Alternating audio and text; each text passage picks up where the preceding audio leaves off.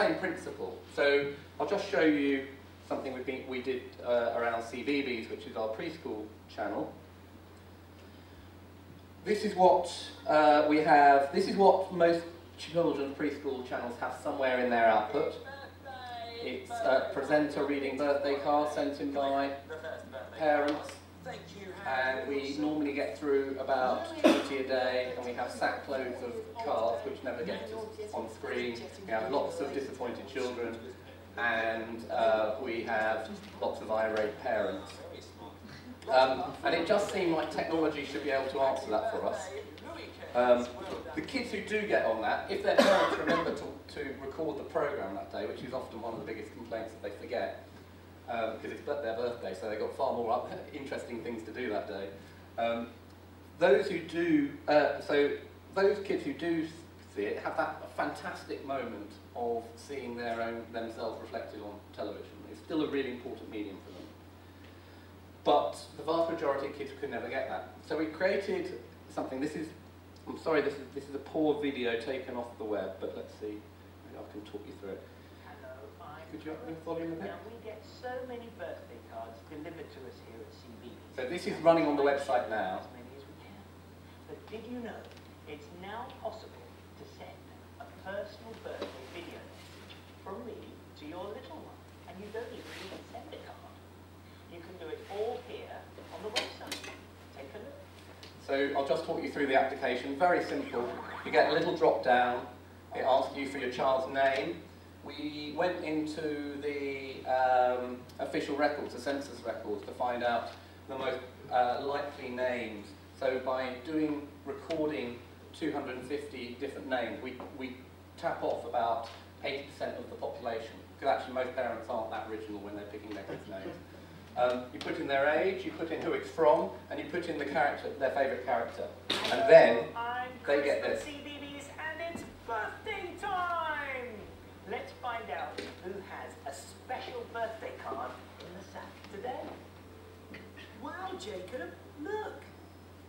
It's your birthday. So this is all being rendered in Flash in real time from the assets, the things that the parents shows them. The voice is coming from a bank of names. We hope you have a fantastic day, and so does someone else. That's right, it's Harry and Toto. Happy birthday! So if I could go online, we're now employing that in lots of other children's services, because that sense that this is something specific to you, but with the kudos and cachet that you've got a presenter reading the card, it seems to have real resonance with children. And it does have, parents, we've done quite a lot of testing. We've done a model of it with an adult's version around some adult shows. And parents are equally as captivated by it. So, every adult knows how it works. They know it's a trick, but it still gives that little sort of moment of emotional high to know that someone off Top Gear is talking to you or whatever. And what we've been able to do since is do some stuff which is even more clever than that. That was just picking options and rendering it. But something we're doing for the CBBC audience, who are 6 to 12, in one of our shows, which is all about a high school band and their rehearsals, we asked the children to go online to become the band manager for them. And some of those activities are things like make the band poster. So they have a little tool, online tool, the sorts of things you're used to seeing online, but when they make the tool, then the video continues, and in the back of the shot, your poster is on the wall. And so again, you're not affecting the outcome from a writer's point of view, it's the same narrative, but you are now immersing the stuff that you've made into that story. So personalisation for me, I think, is a really big theme. Obviously, letting you affect the outcome is still up there, but very few, and like lots of organisations, we've tried things where you have a big, you have a series of moral dilemmas, and at the end you have to decide which way you're going to turn. For most people, it's very unsatisfactory. There's a phrase that psychologists talk about, the cognitive dissonance, about if you make a choice, unless that's reinforced straight away, you end up spending more time worrying about what would have happened if I'd have made the other choice. So it's not necessarily the most effective way of doing things, but what we've been playing around with is it's not so much about that branch, that choice right at the end of the show, but allowing people to take different routes through the content, and then the end of that interactive show reflects the journey you've taken. So you might have gleaned different bits of information along the line. And again, it's that sort of sense, oh, it's remembering me. You know, so we're still playing on quite basic human interactions. Now, I don't think that that's particularly new to storytelling. Pre-Gutenberg Press, most storytelling was oral anyway, and most storytellers adapted to their audience. They went with the flow, and you might change the narrative because you knew you had, you know, a bunch of soldiers in the room, and then you might change it if you had nurses in the room. You change the story accordingly. So we're quite used to that. It's only because we went into mass production that we've had to work out the definitive version. The technology now is catching up with us and allowing us to be able to do both. And so building these into our narratives is possible. The best example of that is something we did. I can't show you this one, but it was based around an ancient Rome story. It's essentially CSI meets Gladiator, I suppose. This character, we planted him in one of our primetime dramas around ancient Rome. He didn't have a speaking part. The whole point was we were going to build his role in an interactive episode which ran on the Red Button and on the web.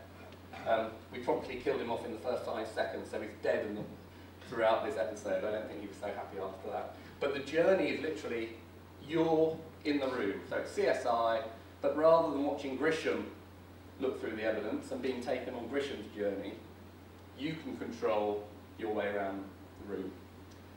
It's actually still quite primitive because it was literally 2 shots. You could choose the camera to go left, the camera to go right. They were timed exactly the same length, and then you had an option to look at his tunic or at the window.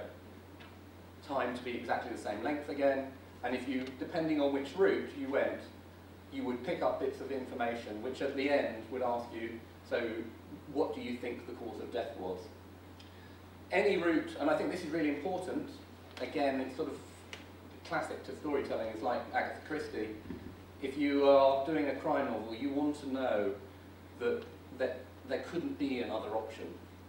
It's not fair for someone just to say, aha, it was that man because we told you so. You have to know that every route you went, there were clues to allow you to get the right choice. And there were also anti-clues, I suppose, things that said why it couldn't have been those other people. But depending on the route you went, you might have found something where it was more obvious and more overt than the other routes, which were very subtle. And then at the end, depending on your choice, whether you got it right or wrong, we then did a recap for everyone about what evidence you missed or what evidence you should have seen. And that proved really, really popular. I have a theory, you know, that's not new. Lots of people do this stuff on the web now. There is something about being able to do this on your television, and it being a very simple, low-level interactivity. It's literally just using the remote control, go up, down, and select. And I think that's important because what you don't want to do is let the interface get in the way of the storytelling. And so that's something we're working on a lot at the moment. So another example sort of merges, blends the two there. It puts, allows, it's taking journeys. This one you'll have to crank up, sorry. This was an interactive poem that we did based on a series called Making Sound Happy.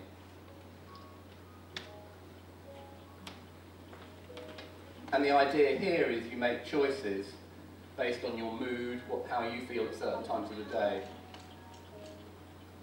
Do you ever wonder what makes you happy? Our feelings fluctuate from hour to hour, from day to day. And now, psychologists can pinpoint at what time of day you are happiest, and in whose company. In the next 15 minutes, you'll discover what makes you happy as you journey through a typical working day. You'll be asked to rate how you feel during each scene. Use the left and right arrow keys on your digital remote to capture your emotions. This will affect how your story unfolds to create a unique mood poem, narrated by the author, Ian McMillan. And your unique mood poem is set here, in Slough. Slough is notorious for being the most unhappy place in Britain, which is where the series was made. But you had to make various choices about whether you're male or female, whether you were, one of the choices was, it's a love story, so then we asked whether you were straight or gay, and then you'd have, depending on the combinations, you might have a male protagonist, a male love interest or a female love interest, and the story would then unfold where it was asking you how you felt at different times of the day, and then what the scenes that you'd see with that love interest would sort of reflect that. So if you're feeling really moody in the morning, you don't get a look in with the love interest if you're late for work. So, you know, lots of things that we could do, and that really came about from a lot of just really clever writing with very limited technological boundaries. You know, there's very little that we could do within the parameters. And now, obviously, you can do a lot more than that online. And in fact, one of the challenges we're finding with the teams is actually, one of the things about online is that you can do almost anything. And people find that quite hard because there are no parameters and people go off on wild sort of fantasies, but their stories become never-ending. So the next area that we've done some work on, and this is back in about 2005, was context-sensitive stories. Back then, it seemed a bit of an anathema, a bit of a strange thing to talk about. We had a series called Coast, which took people around, which basically filmed different parts of Britain and told the stories of those places. And what we wanted to do was be able to segment those stories and deliver them to you on a walk if you were going around. Now, obviously, you can do that with all the latest phones. But there's a huge distinction between just being able to pick up information in lots of spaces and taking a guided journey around those places. The hardest one is where do you start? Lots of people will start and walk at, you know, they'll start different places on the journey. So we had to build that into the context of the service. And the way it worked, this is going back 5 years, this is Liverpool Docks. You could get a website, you could find out about it, you could either download it directly from a website, or you could download it using your mobile phone. We have posters telling you how to play in the local tourist information centres, and we also had an SMS version journey. And what you were told to do was look out for these walk points. If you notice up there, slightly accentuated in Photoshop, that's the sign post that you had to look for. And when you went near there, that had what's called a QR code on it. These are becoming quite common now. And when you took a photograph of that, that would unlock the next bit of the video. And what we thought was it was all about video, but actually this is where we started blending different forms. Because mobile phones are really rubbish out in bright light to watch something. They were, you know, tinny audio. They're not very good if you're sitting, you're doing that together. So what we encouraged people to do was to take a phone and put their earphones in, which in those days, again, was quite unusual to do with mobile phones. We play the story, and we actually encouraged them to stand still when they were getting that bit of information. Then it would be followed up by a standard text, which would tell them to go to the next direction. That was a really late addition, and the reason we did that was because when we were user testing it, we gave them audio instructions, but everyone forgot what the audio instruction was to do. And actually, what's the best way of getting a direction to your next location is to have it written down somewhere. So we send them a text, they then get to the next place, they're told what to look for,